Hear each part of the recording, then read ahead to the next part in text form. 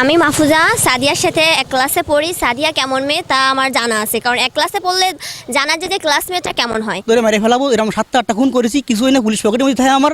ওই মেয়ে আগে একটা সম্পর্ক ছিল রোজার মাসে, এটা ঘটনা ঘটিল। তুমি এটা করছো দীর্ঘদিন মানে মৃত্যু সন্ধিক্ষণে রয়েছে, ও তো আত্মহত্যা করতে পারতো। বাগেরহাটে মিথ্যা মামলার প্রতিবাদে মানববন্ধন করেছে এলাকাবাসী।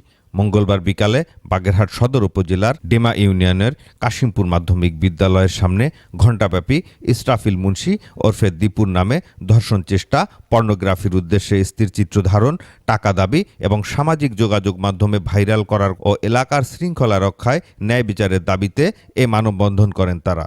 গেল জুলাই মাসের 24 তারিখে ইসরাফিল মুন্সি ওরফে দীপুর নামে নারী শিশু নির্যাতন সহ পর্নোগ্রাফি নিয়ন্ত্রণ আইনে একটি মামলা হয়। মামলা সূত্রে জানা যায়, বাদী পাপিয়া বেগমের মেয়ে 8ম শ্রেণীর ছাত্রী সাদিয়া খাতুনকে বিদ্যালয়ে যাওয়া আসার সময় উত্ত্যক্ত করে এবং একটি ফেসবুক আইডি দিয়ে তাকে বিভিন্ন কুপ্রস্তাব দেয় বিবাদী ইসরাফিল। কিন্তু ইসরাফিল ও তার পরিবারের দাবি, জায়গা জমি নিয়ে ঝামেলা থাকার কারণে তাকে ষড়যন্ত্রমূলকভাবে মিথ্যা মামলায় ফাঁসানো হয়েছে। আমার এই সামনে যে জায়গা দেখতেছেন, এই জায়গা নিয়ে গ্যাঞ্জাম মেলা দিন ধরে। জায়গা নিয়ে গ্যাঞ্জাম হলে আমার হাতে ফাটতেছে না হয় আমার ছোটো বাইরে মিথ্যে মামলা দিয়ে তার মেয়ে অন্য একটা ছেলের সাথে ফেম করাইছে। তার বাড়ি গেল নোয়াখালী, থায় সৌদি, তার সাথে ফেম করা টাকা পয়সা নিয়ে তারা ব্লক করে দিছে। আর ওই ছেলে রাগ করে ওটা ভাইরাল করে দিচ্ছে মেয়ের ছবি। ভাইরাল করে দিলি এনে কি আরবে লাস্ট চিন্তা আমার হাতে গ্যাঞ্জাম আছে, তাহলে ছোটো বাইরে ভাষা দিলি, তাহলে কিছু টাকা পয়সা আদায় করতে পারবানি। তারপর আমার ছোটো বাইরে ভাষা দিয়ে 24 দিন জেলে রাখিছে।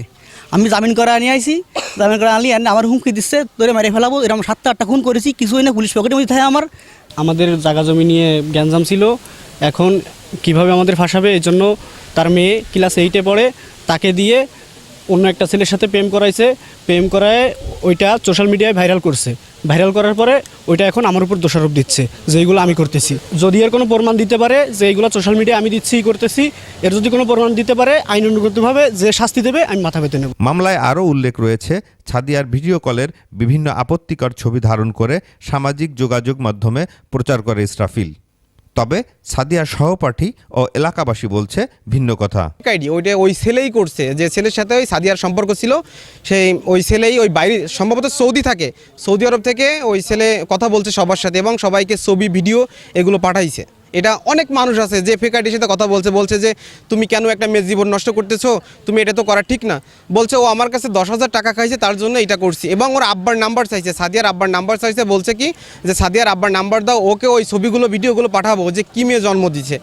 তো আমার জানা মতে সাদিয়ার যে মেয়ে, ও কোনো সুবিধার মেয়ে না, ও আগে অনেক খারাপ কাজ করেছে। আর তার বাপের সম্পর্কে এলাকার সবাই জানা আছে যে তার ফ্যামিলি কেমন বা ব্যাকগ্রাউন্ড কেমন। তার সাদিয়ার টাচফোন আছে, অনেক আগে থেকে অনেক ছেলের সাথে কথা বলে।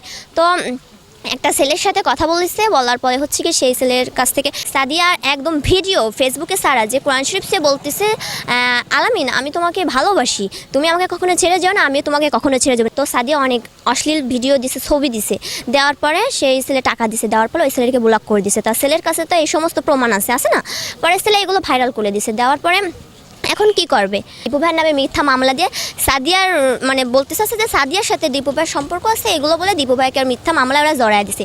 আমি সাদিয়ার সাথে একসাথে একই স্কুলে পড়াশোনা করি, আমরা একসাথে স্কুলে যাই এবং ইসরাফিল ভাইয়া তাকে কোনো সময় পথে ঘাটে দোষারোপ করিনি এবং ডিস্টার্বও করিনি।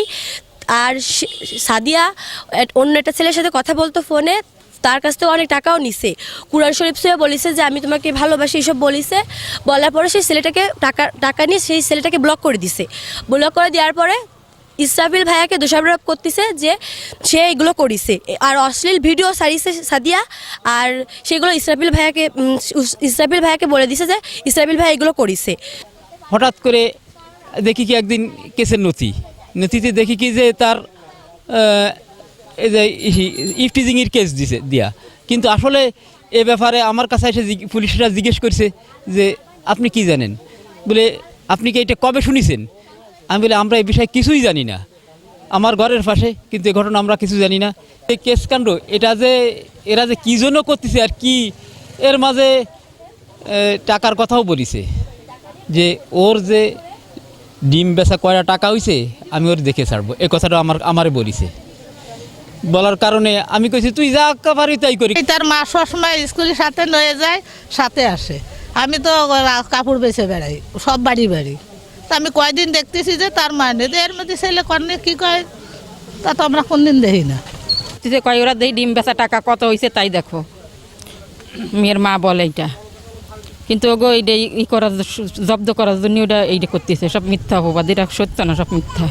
কামাল দারোগা আসছিলেন ইনকোয়ারিতে, আমার কাছে সাক্ষী নেওয়ার জন্য আসছিলেন। আমি সাক্ষী দিছি, বাদী পক্ষ শহীদুল ইসলাম টুলু আমাকে ফোন দিয়ে হুমকি দেয় আমি কেন সাক্ষী দিচ্ছি। ইসরাফিল সাদিয়া খাতুনকে তার নিজ বাড়িতে ধর্ষণের চেষ্টা করে বলে মামলায় অভিযোগ থাকলেও বিষয়টি জানেন না পাশাপাশি বসবাসকারী সাদিয়ার শারীরিক প্রতিবন্ধী আপন চাচা।